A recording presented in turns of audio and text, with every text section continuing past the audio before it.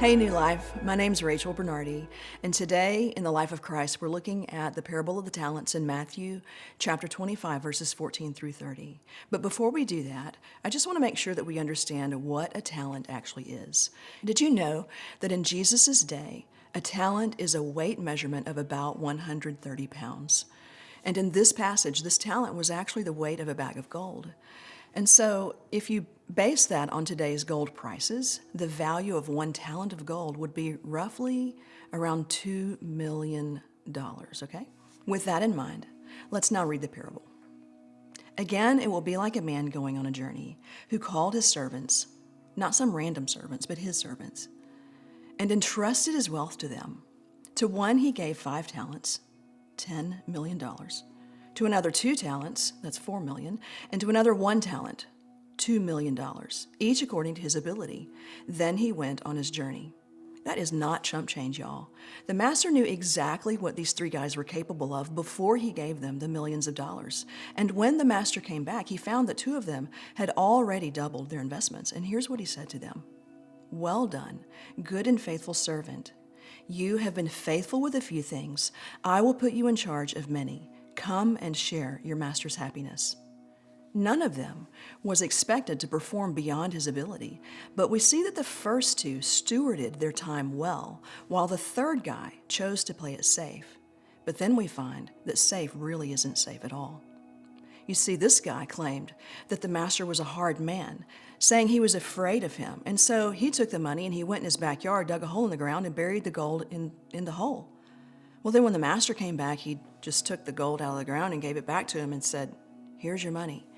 Well, the master was furious. He said, "Why didn't you at least put the money in the bank where it would have earned interest?"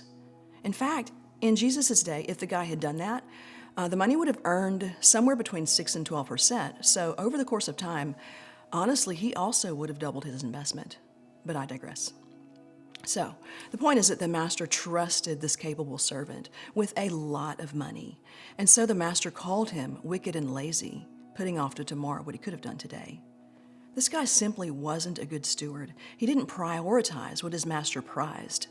And then we learned that things did not end well for the 3rd servant. So what does that mean for us today in terms of the kingdom of God? In this story, a talent seemed to be a prized possession, right? What is the most prized possession that you have? Is it your time? Is it your talents? Is it your money? Is it your abilities? Is it something else? And in light of that, what is God's most prized possession? What is the thing that He most highly values? I believe that His most prized possession is a moment. The moment that a person gives their heart to Him, the moment that a person chooses to be in a relationship with Him. And if you don't believe me, remember, it was worth Him giving His only Son to get. His most prized possession is actually what He gave, the gift of life through His Son Jesus. And He has entrusted us, each of us, according to our ability to share His love faithfully with others. And our obedience to that is also something that God highly values. He values it so highly, in fact, that it is more valuable to Him than a bag of gold is to you or me. And that's the point. God doesn't expect more of us than we're able to give, but He also doesn't expect less of us either.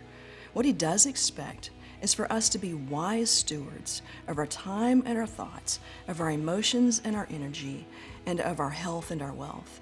And part of our stewardship is creating margin in our lives so that we can do the things that God has called us to do. Proverbs 16:21 says this, "The wise in heart are called discerning."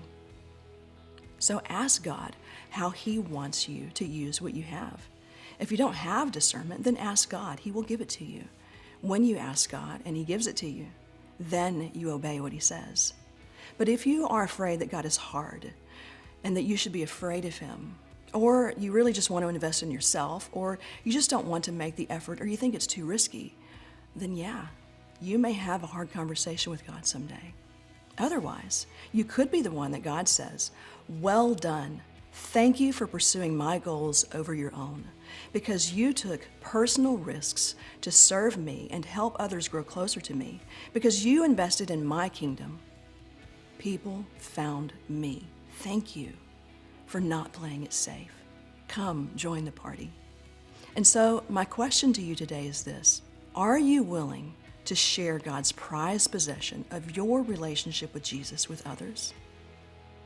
And in the way that you love others, does that demonstrate to them the gift that God has given you? Thank you. Okay, I love this vision, the life of Christ. I'll never forget, I took the life of Christ in Bible college, and it changed everything that I thought about. It's like the Jesus style of the Word. We all need it, and I thank you for joining us.